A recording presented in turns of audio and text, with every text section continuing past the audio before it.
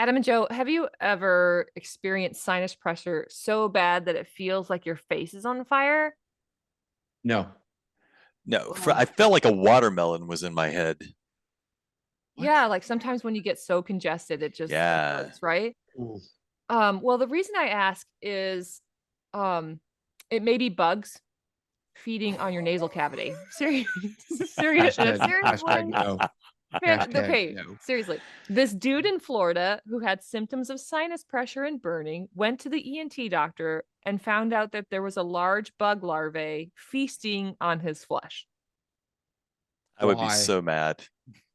Can you Squatters' Where did I go rights. wrong?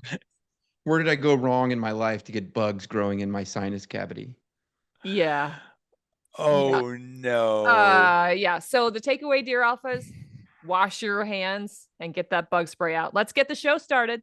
This is the Tango Alpha Lima podcast. They call me crazy cause I'm facing all my giants. They try to scare me into thinking I can fight it. They tell me I should never even think of trying. But that's just me, I'm gonna live out in defiance.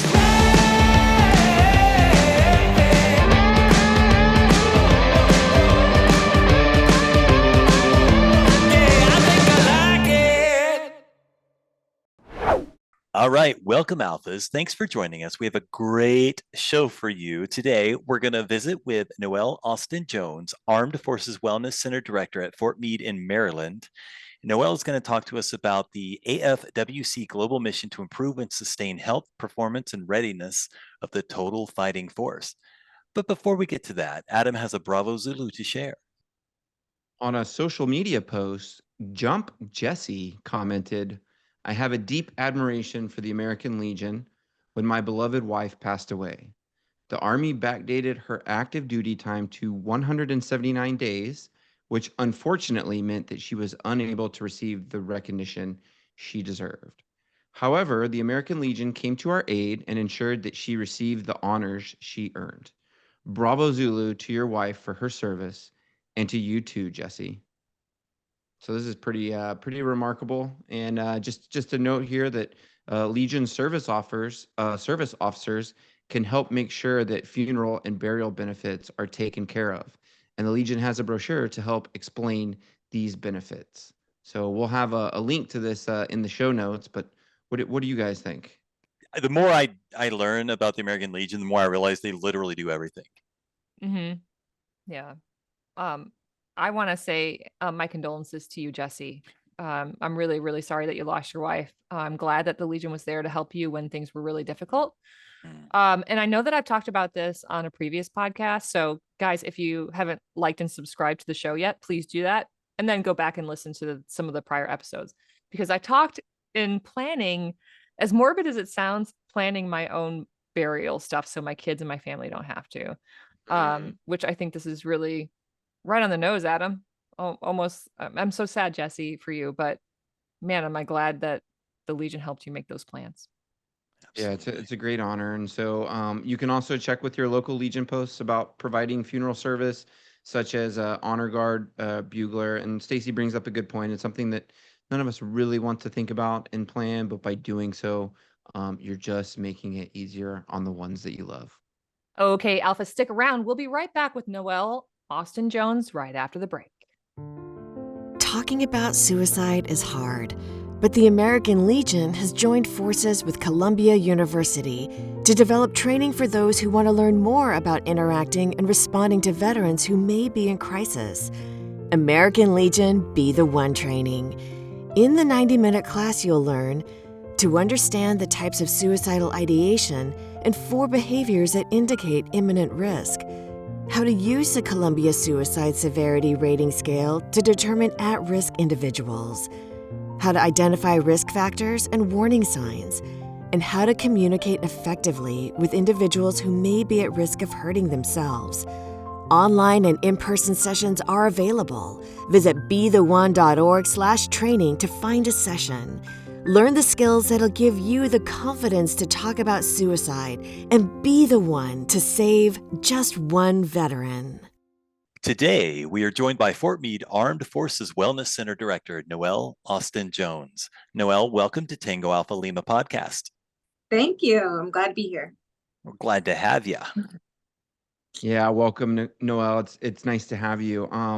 In preparation for the show, I was reading up on the Armed Forces Wellness Center mission, which I kind of wanted to briefly recount, and then I'll give you my first question to kind of catch our listeners up. To provide programs and services that improve and sustain health, performance, and readiness of the total Army delivered by highly trained health professionals. The AFWC are an actionable platform delivering evidence-based programs that improve individual and unit readiness, utilizing mobile advanced testing technology, providing immediate feedback to improve soldier readiness, delivered by highly trained health and human performance professionals. Wow. It sounds like you guys are doing some impactful work for health readiness and sustained performance. So I think first, I just wanted to say, could you maybe talk a little bit about your personal journey to AFWC, some of the programs showing some success? And I think maybe the one to wrap it all together is, what does it mean to take a holistic approach to health? Okay. So, all right, I'm going to try and get all of those in one answer. Just jumble it together and where you feel led. We'll fix it in post. I'll start from the beginning. Edit this later. No, I'm kidding. So in 2014, my lovely husband got orders to move to Japan, which sounds great. For me, it was a huge change, a huge life shift, and I was struggling very much when we got there.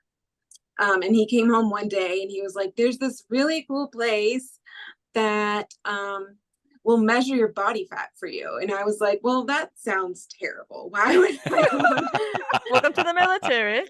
Right? I want to do that. And it turned out that it was a fellow spouse that was the director there. And we eventually met. It's a small little world. And she was like, yeah, we do more than that. And I was like, what else? Tell me more. And she was like, well, we do metabolic testing and stress management. And so I was like, oh, well, I can get on board with stress management, definitely. And I'm very much the type, if you tell me what to do and it's reasonable, I can execute very clearly, right? So I started going there as a client. And then I had a lot of success. I actually lost a lot of weight that I had gained since having my kids and all kinds of, things, life, right? And so eventually they had a position open and they were like, hey, you're doing so great. You're working this so well, come hang out with us every day and get paid, right? So that's how I started working with them as a technician. And eventually, again, orders moved to Texas and I became a health educator. And then again, I'm from East Coast. I grew up at what's now called Fort Liberty. So I was like, I would like to be an East Coast girl.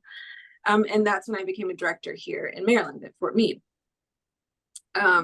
So I've been with the program it'll be 9 years this year, working with them, but I started attending as a client probably 11 years ago. So it's definitely something I believe very strongly in. The holistic health approach I think of it as a whole person approach, right? Modern Western medicine addresses you go in and you're like, my knee hurts, and they're like, let's fix your knee. Whereas we take it why does your knee hurt? And let's see the whole kinetic chain and what were you doing and how did you get and let's fix, the root of the problem, so to speak. It may have been, especially with our service members, it may have been their running form. And we need to fix that, and then your knee will just get better, right? So that's kind of the holistic approach that we take, is from every dimension of what we would consider wellness, where we have something there to help you grow and support you in that. I think that's wonderful, because we don't exist in a vacuum. Our body doesn't function independently of the systems. No. And so it's everything working together. So it only makes sense to take an approach to health that way. And I also just want to reflect, and I love that, you're not only the director, you're also a member, that you went through and experienced it and benefited from it. Yeah. And now you're helping to lead it. And I think that's fantastic. And I probably have many more questions, but I think Stacy has one for you as well. Hey, All right. Noelle. Hi. Fun fact, I was actually stationed at Fort Meade when I attended the Defense Information School in Oh 1998. yeah. Yeah, which and coincidentally, when I went to school there, predates the actual establishment of the AFWC by 10 years. So Okay. Okay. yeah, I don't think I know you. those I don't, dates, but I won't share them. what's that? I said I know those dates, but I won't share them. But I think so funny that you mentioned about like the sort of holistic approach and the whole health wellness idea. Um, and I started tying that into, Fort Meade's been around since World War I. And the older veterans that I talked to, they mentioned that there was never really any sort of like health and wellness situation, no real fit to fight mentality. And that goes for like World War I, World War II, Korea, Vietnam, none of that existed. So basically, if you could pass that initial physical and pull a trigger, that's all the military really cared about. Right. But what I'm reading up on, because again, the AFWC didn't exist when I was in the service. I don't know, I feel like an old timer, but I don't look it, right? No, you look great. Thank you. Drop the skincare routine. Thank you. I just washed my face. So I should Noelle, try that. you should try that.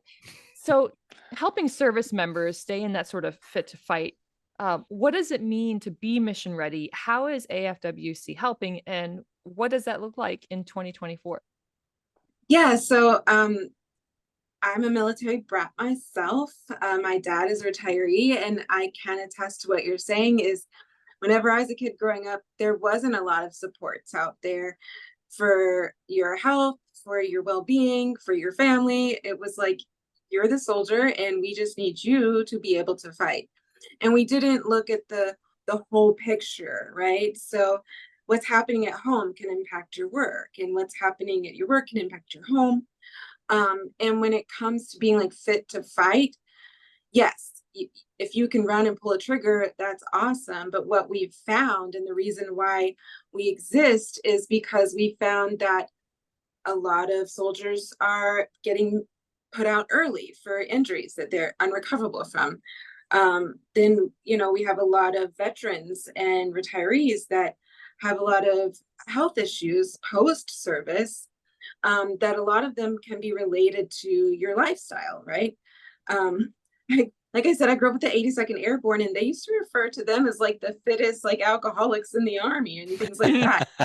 Obviously is not true. But it was just sort of that stereotype where like soldiers were like, they can fight through anything, right? They're the best that can be.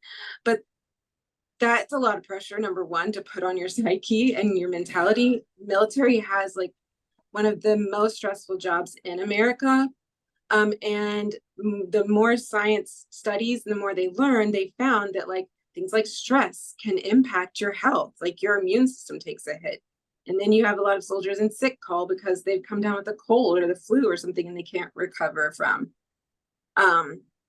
So doing stress management, sleep is one of those foundational things that if sleep isn't good, it's really hard to want to exercise when you're tired. It's really hard to choose nutritious foods when you're tired. It's hard to even perform your job, which nowadays is, with the global internet and the way we fight wars now is not the same as the way we fought wars, even as Vietnam War, right?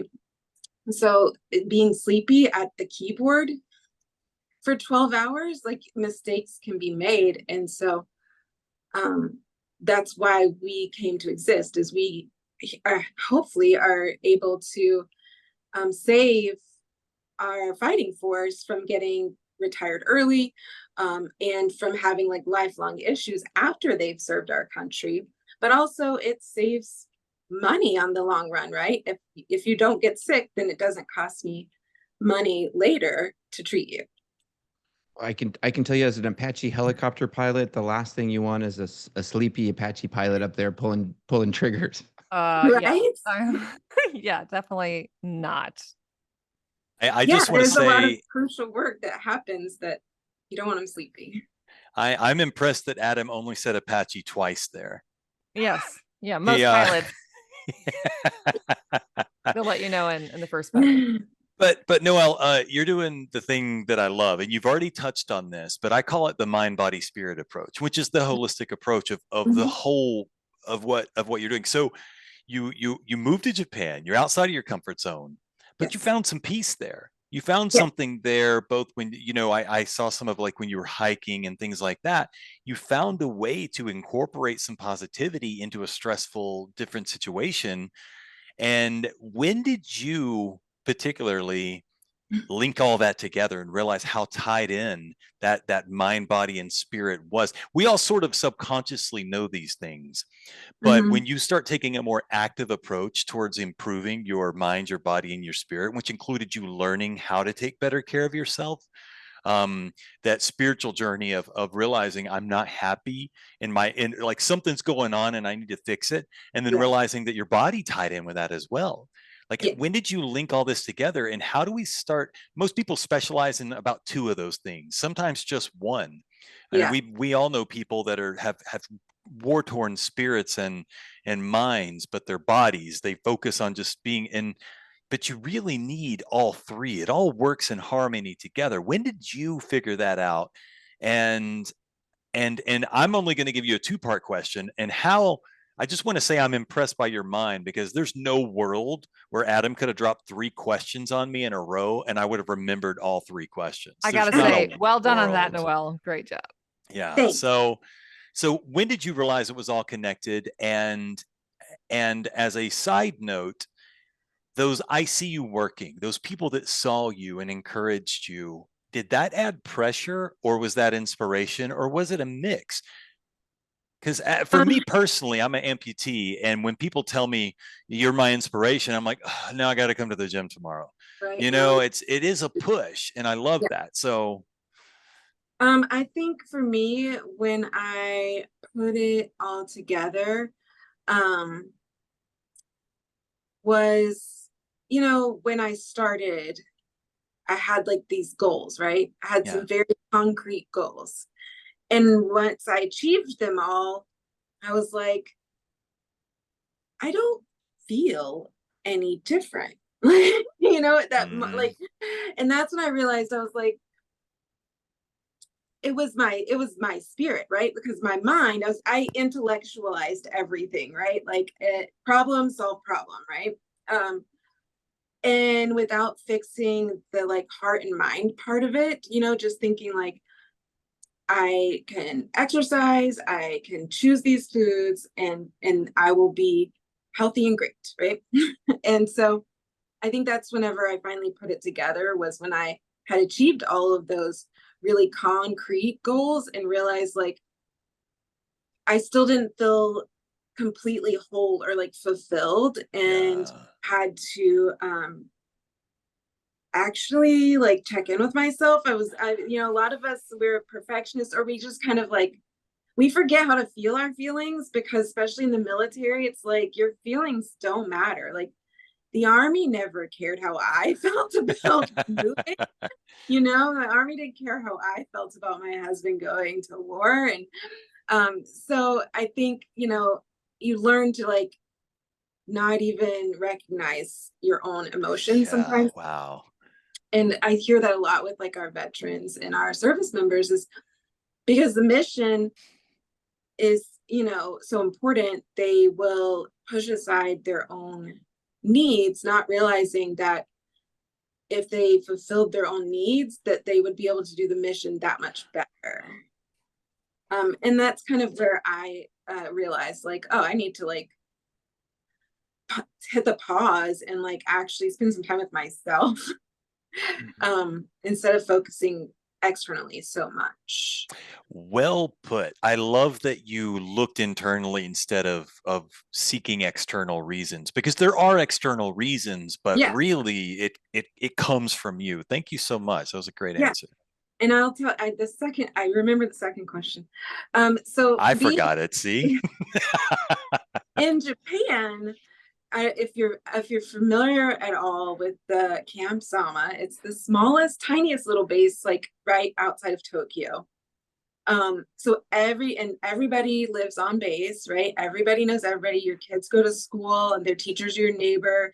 Your doctor is, across the street, and your dentist is down the road, so we were all there together. That was motivating because everybody is watching you, right? So if you're out here telling people that they need to get 150 minutes a week of exercise, then they're going to notice if you're getting 150 minutes a week of exercise, right? Yeah. And if you're telling them make healthy food choices, I had people like look at my grocery cart and be like, what are you going to make with that? Like in the Jeez. comments. That's almost disturbing though, a little bit. I mean, yeah, sometimes I was like, one time it was an avocado and I was like, I'm just going to eat it. Like Back home, we've got this dish called nunya. It's nunya business. I'm gonna go home and eat what I want. Yeah, so because they all knew me and they'd all seen that journey for me, and so they held me probably to a higher standard than was comfortable sometimes. Yeah, keeps you on pace though sometimes. Yeah, life is about balance, and like sometimes I want pizza. Like, It's a mental health day. Yeah, I'm like, they would see me in line for pizza, and they're in line for pizza, and they'd look at me, they'd be like, I went for a walk today, and I'd be like, I'm getting pizza too, bro. Like, cool, right? But moving from there to Texas, where it's a very large base, nobody cared what I was doing, except for maybe my coworkers. Yeah.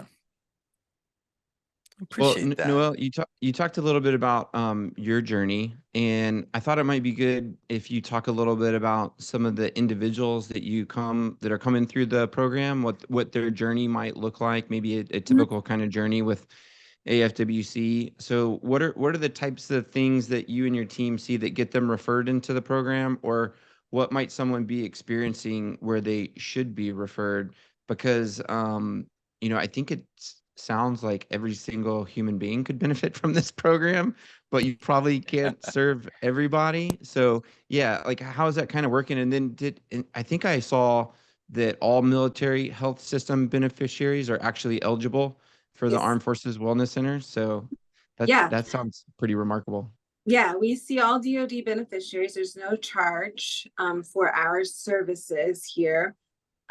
You can self-refer to us. You don't have to have a referral. Like you can just decide on your own that you want to improve some aspect of your lifestyle, and we're here to support that. We do get referrals from medical side. A lot of times it's like we're trying to catch before a disease injury sets in. So we might get a referral for someone who just newly got diagnosed with like pre-diabetes, right? We're trying to not get full-blown diabetes. And part of that is going to be making some lifestyle changes, right? Dietary, exercise, sometimes like even sleep and stress, that all goes into how diabetes affects your body. And then we get referrals, people who are trying to quit smoking. We do stress management with them because, the nicotine is what they've been relying on sometimes, when they are feeling stressed, and now that's not going to be there. So you would have to have some more tools in our toolbox, right? And then units can refer to us as well. Typically, if a unit refers to us, it's probably because they failed height weight or failed one of their physical fitness testing. But I've also had referrals from some NCOs that noticed that their service member was more stressed, or that they were going through like a divorce or like a hard time, and they can come see us to help with stress management. But also they might notice, like, I see you getting DoorDash to your barracks room like every day. Nothing against DoorDash, like probably got through a lot of the pandemic for a lot of us, but there are other things you can do, and that we can teach you how to cook in a barracks and what food to have on hand and save money, because that's the biggest part of it, is for the soldiers in the barracks that are ordering so much food. That's expensive. And part of your wellness and readiness is financial readiness. So we try to help in that aspect as well. Mm. Thank you, Noelle. So Noelle, I've been weight taped during my time in service, and I have no interest in diving into that trauma. It But is such a trauma. it is pretty traumatizing. Yeah. But as someone who has who did develop PTSD on active duty, and I'm of course live with PTSD now, I was intrigued by the AFWC's stress management services, and I'm curious for our alphas who are listening, what types of programs or what types of approaches do you use to help mitigate stress? What kind of recommendations do you have for our listeners that maybe they could Mhm. apply at home, and some takeaways that you could probably pass on today? Yeah. So, I have a husband who actually has PTSD as well. So I understand the challenge that it is, not only for the service member, but for the people who love them as well. And one of the ways we do help with that, with stress management, is we're teaching you new coping skills, right? Our brains are really good at keeping us alive, right? That's like its number one goal is survival. And sometimes in certain situations, your brain does something for you to get you through that situation, but that technique doesn't apply to like every situation. Your brain is sort of hardwired to like, now if this seems similar, that worked last time, so let's do it again. And it just doesn't work in every situation. And so one of the things that we're doing is just teaching you new coping skills, basically. If you think of your brain like a file folder, there's a lot of files in there. And so when your brain encounters a situation that it perceives as a threat, it's going to go to that coping skill file, and like whatever worked the best, like slap that one down. That's the one we're doing. So we sort of teach you these techniques, and then we do a lot of health coaching, because we want this to be a habit for you, because if you don't use it, it goes to like the back of the filing cabinet, and eventually it goes to like the burn pit, right? So we want it to be the front file. So we teach things like deep breathing, which activates the parasympathetic nervous system. It's one of those coping skills I like to tell people, like, if your mom was like my mom, you would have heard that like before she like lit into you, right? That's literally Mother Nature's built-in mechanism so that children make it to adulthood, is that deep breath actually like takes it down a notch, that fight or flight reaction that we have, right? We also teach progressive muscle relaxation, because we carry tension in our bodies that can lead to things like musculoskeletal injuries, right? So we're trying to prevent that, right? Our service members are doing a lot of physical activity, and if they're carrying tension like in their hip flexors, they're more likely to like pull their back or throw their knee or ankle out of whack. And so we're trying to get that out, right? Side answer. Oh, we also do meditation and guided imagery. Well, no, I was going to follow up to this because I think one of the hardest things to do is to change. And I was also a change management consultant in corporate America for a consulting firm when I got out of the military. So I can expertly say that this is true 100%. But as humans, we're in kind of like you highlighted, we're always in a state of constant change, whether we acknowledge it or not. Right. But people are resistant to that. And so when they're presented with a new change, new experience, new information, a new way of doing things, the default mode network that you were kind of talking to goes into that fight or flight response. So I'm going to resist the change, which is I'm going to fight it, or I'm going to run from it, which is the flight mechanisms. So for these programs that you're talking about, and the mental changes of establishing new thoughts, which leads to new beliefs, to new actions that lead to new habits, that the individuals must make to change their health outcomes, is that kind of like the hardest part? Because it's the coaching and it's the transfer of that knowledge. but in order to actually have sustained change, like they have to buy into it. They have to want to see it. It's not just, oh, I'm going to take this pill and I'm going to be better. You're Yeah. actually like changing their lives. Yeah. Yeah. So yeah, there's no magic pill to make everything better for us, right? So it does require change. And I tell everybody, change is challenging. If it were easy, like we would all do it. Our brains don't like it. It leads, so that's why health coaching that we do is probably the most important thing that we have, right? So we train all of our health educators to do like health coaching. We like take stock of your health literacy. We look at like, what is your understanding, your culture, your experiences, because that's going to inform like what direction you're going to go from here. And we just meet people where they are. If you're not at like the action level where you're ready, like I'm ready to go, like let's do it, and you're just thinking about it, that's where we go with you. Like, what are you thinking about and how do you feel about that? And because intrinsic motivation goes a lot further than extrinsic motivation. I can tell you all day long what to do, and it doesn't matter until you actually want to do it.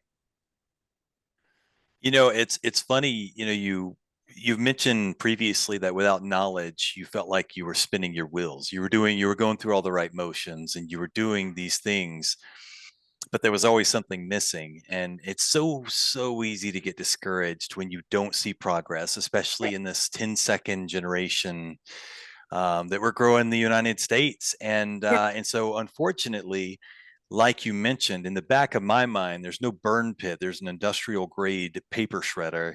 And whenever I gain new knowledge, everything else that I've known, even the English language sometimes just disappears.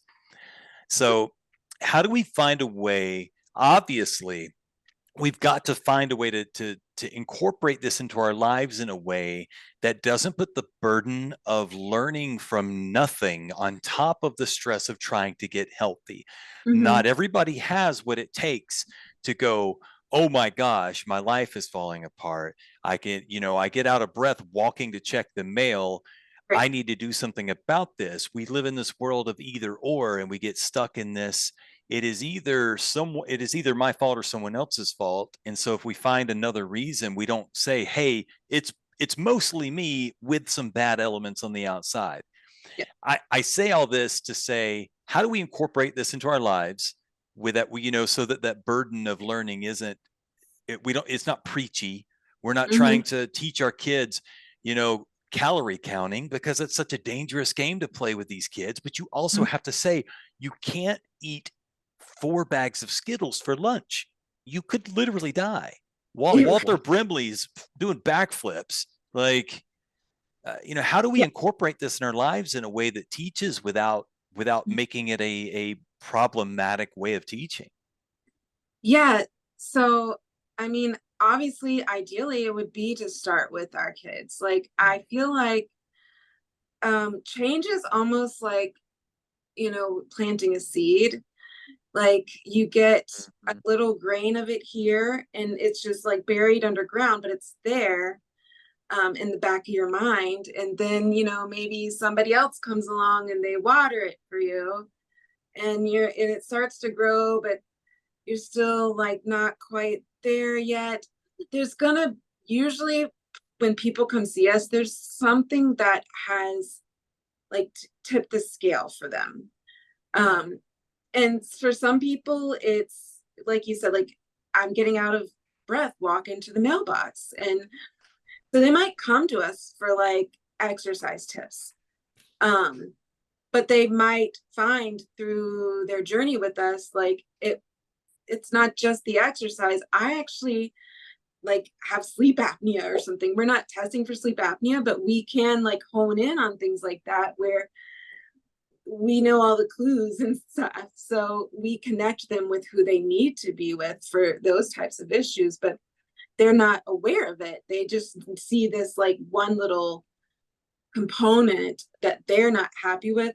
And then eventually it starts to put all the pieces together where we realize oh, like it's all connected. And we can only do one. I tell you can overwhelm your brain really quickly. Yeah. And we don't like change. We're like creatures of habit, right? And so that's what happens like every January. Like everybody sets their New Year's resolution and they're like really like excited about it, right?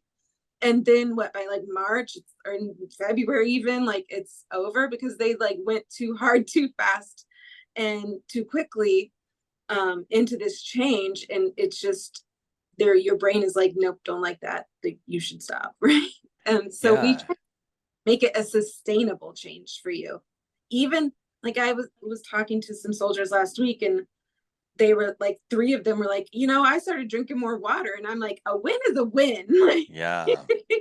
a win is a win. If you went from like no water to 2 bottles of water, like gold star for you. That's huge. You feel, I've always heard that if you're thirsty one day, you didn't drink enough water the day before, And so what I got out of that was that it's important to be a good example and to grow these kids up in a way that they see this good example, but also to be somebody who shows them the right way by your own action. So what I'm hearing is basically sometimes it's important to be both a grower and a shower.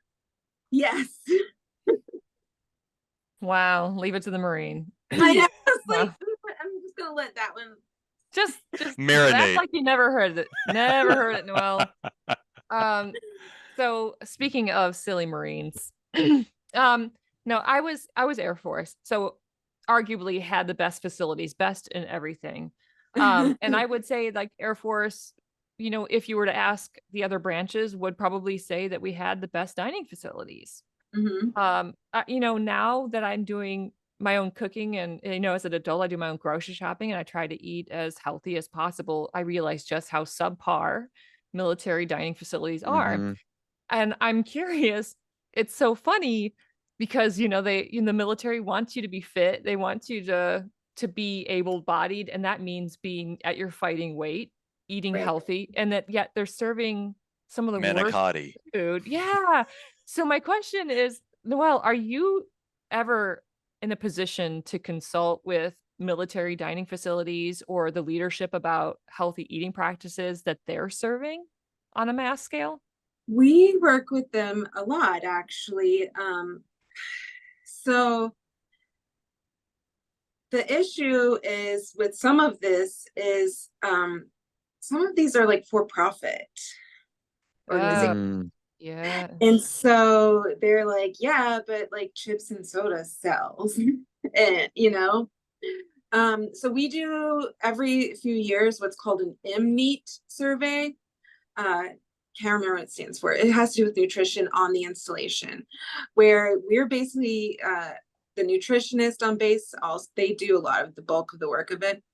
But we're assessing like what healthy foods are available, where they're located, and all of those sort of things, right? So what we have seen the Warrior restaurants do is they have this program called Go for the Green. So they've categorized all of their foods in green, yellow, or red. And so when you go into the facility and you're making your choices, you're gonna, their labels have like green, yellow, red, right? Not to confuse them, they're not calorie, like it's not based on calories, it's based on performance, right? So this is going to fuel you, but green is going to fuel you better. It has lower sodium, sugar, and those sort of things. It's going to be better fuel for performance, whereas red is going to be not so great. So when you're just asking about kids earlier, so like I taught my kids, like there's sometimes foods and there's anytime foods, right? Sometimes you can have a donut, anytime you can have like a carrot or whatever.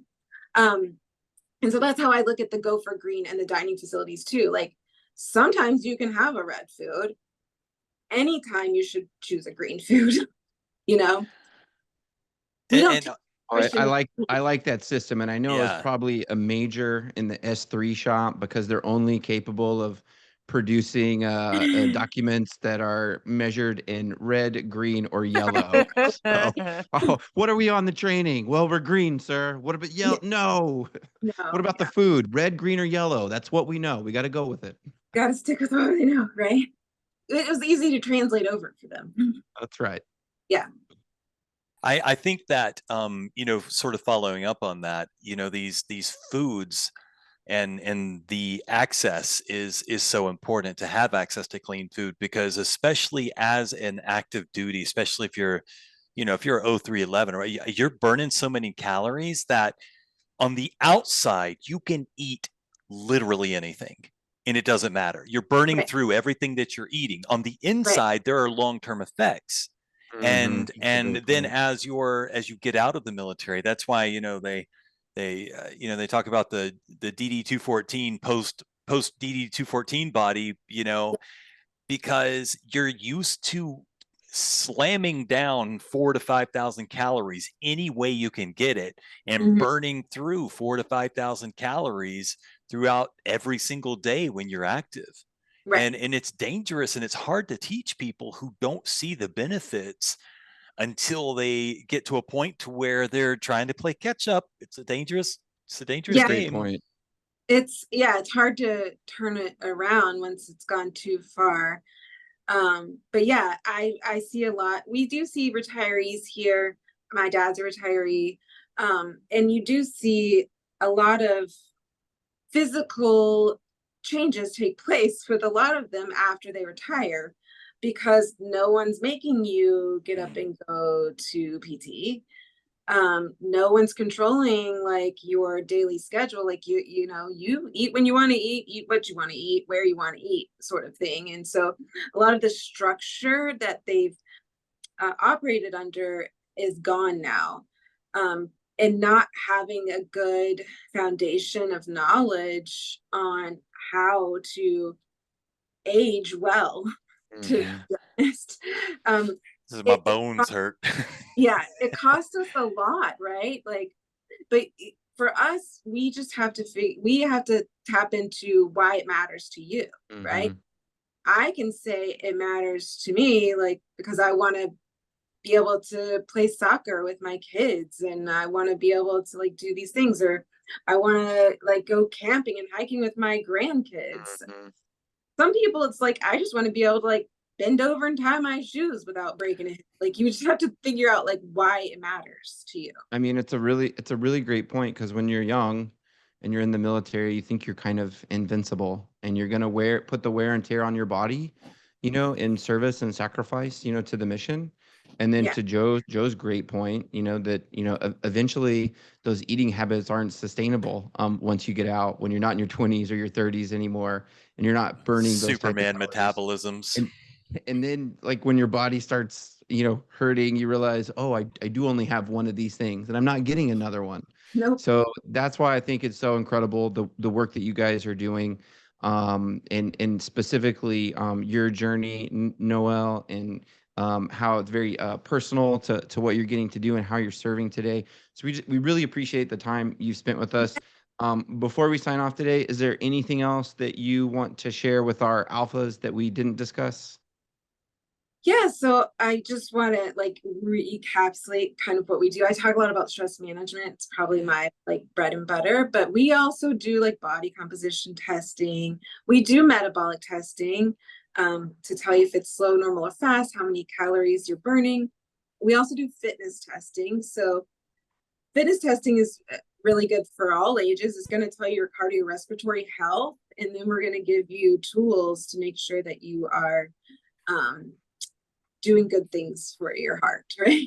So I appreciate the community and the time, and it was a great discussion. Well, thanks, Noelle, and we'll have links to all your social connections and anything that we talked about in our show notes.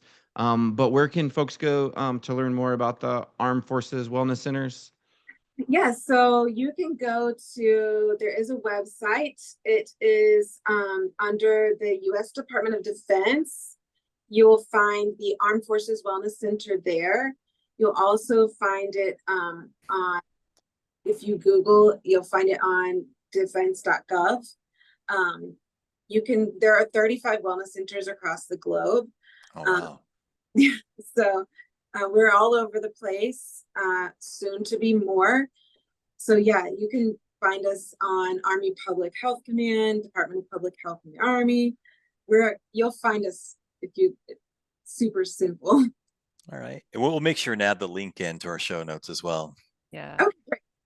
Noelle, please tell your husband thank you for his service. Also, thank you for all you did while your husband served and what you're doing for all of the service members now. Thank you so much for Thank visiting you. us today, too.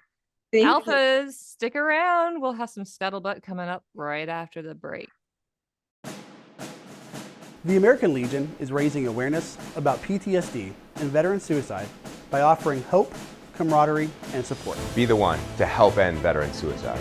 Be the one to save one veteran. Be the one to ask a veteran in your life how they're doing. Be the one to reach out when a veteran is struggling. Go to betheone.org and help the American Legion end veteran suicide. Will you be the one? Okay, Alphas, we hope you had a great break. Now it's time for SCUTTLEBUTT. Celebrity veteran. One might think that making fun of a drill instructor would lead to a severely shortened lifespan. But for reggae rapper, songwriter, and erstwhile Marine Corps artilleryman Shaggy, it led to a career in the music industry. I just imagine he was saying, it wasn't me. In But it 1988, was, literally. In 1988, Shaggy joined the Marine Corps' 5th Battalion, 10th Marine Regiment to leave New York's Flatbush neighborhood and find stability. In 1990, he was deployed to the Persian Gulf to support Operation Desert Shield and Desert Storm. In 1993, Shaggy broke into the music industry with Oh Carolina, a song featuring a vocal style he perfected while joking around with other Marines in his platoon. When the song launched his music career, the voice became his signature. Shaggy left the Marines as a Lance Corporal after being demoted twice for unauthorized absences. He kept leaving his duty station to work on his music career in New York, but he learned valuable lessons during his military career that prepared him for his eventual music career. Drill instructors used to put these voices on, and I just used to mimic them because they would call me out to sing cadences. Little did I know that was actually vocal training because I was singing from my gut and running 3 miles. This vocal training would lead to 7 studio albums, 11 top 10 singles, and 40 million albums sold. And Shaggy also credits the Marine Corps for his work ethic. The military prepared me for that. I would get up early in the morning. I would work really, really late. And it's just that kind of discipline, he called in a 2020 interview. People say you go to the military to learn to fire a gun. I went to the military to learn to balance my checkbook. I used to volunteer to sing cadence, but it was only because I hated running and I didn't know cadences. So if I had to make them up while I was running, my brain was busy and my body didn't have time to realize how tired it was. Did you remember any of the ones you made up? They were usually awful variations that went south below the belt, starting with ones I did know. So I would know the intros like, 2 old ladies were lying in bed. One rolled over to the other and said, and then it would just go south from there. No, because I can only do it when I'm running, and I lost my running leg in the war. Well, that's too bad. So you lost your voice and your leg. What a sad story. I'm a sad boy. Nice tie-in. I only know Shaggy for maybe one song. Sorry, Shaggy, if you're listening, please come on the show and set me straight. I didn't realize that he had 11 top 10 singles. That is bananas. Mm-hmm. Bananas. And do you think, well, because It Wasn't Me was really his song, right? Yeah. So yeah. Didn't he have sort of like that sort of reggae flair to his voice? Is that his real speaking voice? I didn't think so. So that was all like manifested from his time in service. That's crazy. I don't, sometimes though, you don't recognize something until you know it and then you re-listen to it. So he's back on my playlist, at least for the next day or right. so. Shaggy Swaggy. There you go. All right. Well, when we are provided our standard issue, one item, we all get this one thing, and that's our Woobie. Y'all have a Woobie. Y'all still have your Blessed, Woobie. blessed be. I I bought them. Yeah. I still have mine in a storage bin. It's set in mothballs just to make sure it lasts for another few centuries. Fellas, where are your Woobies right now? I'm pretty sure I had to turn mine in. What? Oh, see, you did it wrong. Okay. Oh. Now this is how this works for any future, any newbies going in, anybody. You steal, as you're getting out, you steal the Woobie of a PFC or a Lobie. And This then is not legal advice also. No, not at all. This is hyperbole.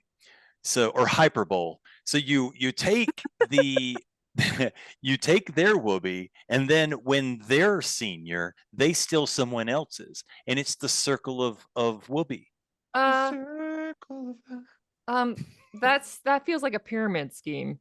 It's bad. Yeah, that's where they started. That's where they came up with Mary Kay, was from Woobies. Oh man, that makes sense now. Not that they're a pyramid. I don't know if they are or not. I'll just shut up. How about that? All right. Well, let me finish this story, because for one veteran by the name of not Tony the Tiger took to Reddit about his own Woobie, saying that, quote, "My wife and I usually sleep with a large king-size bed shared blanket. Just one of those married things that people do. Well, it was due to be washed and the day got away from us, so it never did get tossed into the dryer. When nighttime rolled around, she pulled out a shorter blanket, but still reasonably sized. But for me, being 6'2", it didn't cover my feet, so I figured I might as well go get my old Woobie. Now I can't go back to sleep with another blanket, not since I've had my Woobie out. And I can't share this one. My wife says it's unacceptable and married couples should share blankets, but I can't give up this Woobie. I have never slept so well in my life. It just provides that absolute perfect amount of warmth while still keeping me cool. You know what I'm saying, fellas? Families say this is a microcosm of more serious things regarding me and make fun of me for sleeping with my blanket. They think I'm a toddler and that I've become exceptionally aggressive when anyone suggests that taking my Woobie off the bed, that I go into tantrums. We are going to couples therapy next week. I can't give up my Woobie. What do I do?" Some of the responses are priceless, fellas. Are you ready? Oh, yes. Okay, here we go. One said, "Divorce? Period. Wives are temporary. Your Woobie is forever." Okay.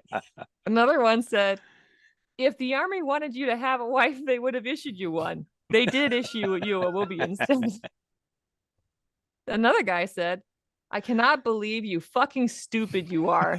Buy her a Woobie, one she has for her own. She too will be Woobified. There is no going back." Listen, I dropped the F-bomb, but that was a quote, so I get away with that. Adam and Joe, do you have any advice for this guy?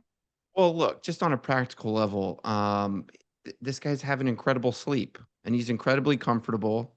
And who right do you have to say that you need a different blanket that's going to make you more uncomfortable? And I think, you know, on a personal level, like my wife sleeps with like 3 blankets and I can only handle like one of them. So I'm partially Woobified with just one blanket over there, and you can still make up the bed in the morning and put your Woobie in the corner. I don't think you need to go to therapy for this.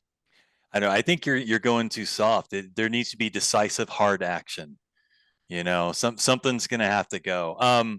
But seriously Your though, wife, there's no. potentially, according to some. But for me, there's something special about danger sleep, and danger sleep can be anything from taking a nap when without setting an alarm when you have something to do in an hour. It's just there is nothing like waking up, having accidentally fallen asleep while reading and knowing that you need to be somewhere at 5 and you look down and it's like 4:46. You're like, perfect, nailed it. Thank you, brain. That's good sleep. Joe, you and I are wired different, because I don't think I could even sleep if I know I had to be somewhere in an hour. I can only sleep if I know I have to be somewhere in an hour. Maybe they could also like move to a northern state, because I feel like Woobie would not be enough like blankets and Mm. That's like true. be like True. like a Montana.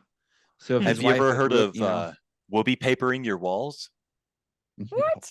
Yeah, you could do that. Just do a whole room. It's just Wooby. Wow. Then we might need to talk about counseling.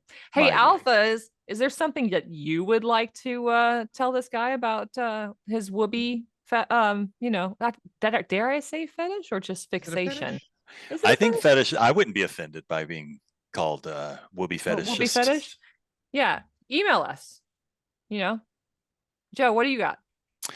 Homeless veterans in Kansas or Kansas are getting some support from the Sons of the American Legion Squadron at Thomas Hopkins American Legion Post 4 in Wichita.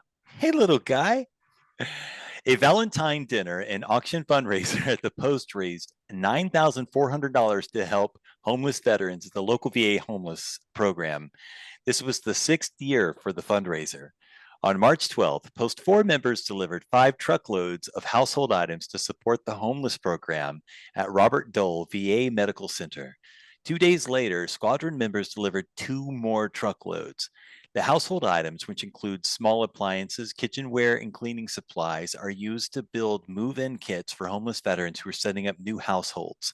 Squadron 4 Adjutant Robert Emmart explained that a donor source that previously supplied these items to the Dole VA MC program was no longer available to provide support.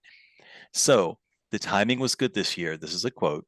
We had our most successful year for our annual event at the same time as the need for household items for homeless veterans is greater than ever before, Emmert said. 31 homeless veterans will have the complete move-in kit to help them be successful in their new homes. Being able to make grilled cheeses is a human right, It I is. say. Yes. And I this is beautiful. I love this. I love when people step up. I've said this before and I love it. I love making somebody who wants to help job easier. So we're going to have a link in the show notes if you want to know more about what's going on with them over at Post 4. Speaking of beautiful, did I hear your kid pop in for a moment? I did. And my wife was too quick to grab him. I almost snatched him up. He'd have been famous. Well, maybe next time. Alphas, write us in. Make a petition for Joe's kid to join us on the podcast. Yes. All right, Alphas, thanks for listening. You can subscribe to our podcast or newsletter or send us some mail and a guest recommendations at legion.org/Tango Alpha Lima. We'll see you next week and hopefully see Joe's son.